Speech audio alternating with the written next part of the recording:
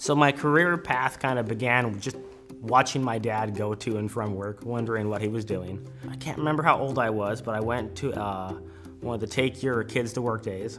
I thought it was fascinating seeing all the manufacturing here. And then probably 8 years later or so, I got hired here in powder coat, worked my way through there, and then the opportunity to work in the machine shop came.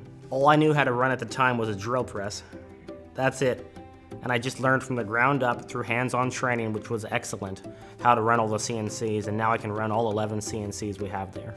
So kind of where this idea of building stuff with my hands came from, it all came from Legos. I just love playing with Legos. I would sit in my room for like 10 hours a day, just build and build and build, wanting to create and form. And machining is just a natural extension of that. I love working with engineers whenever they ask, how can we machine this better or do something like this? It gives us a lot of ways to be creative and say, hey, I think we can speed up the cycle times here by just 1 second. But that 1 second per part adds up to be hours or days at the end of the year in our machine shop. So it's opportunities like that that keeps me looking, keeps me interested in machining.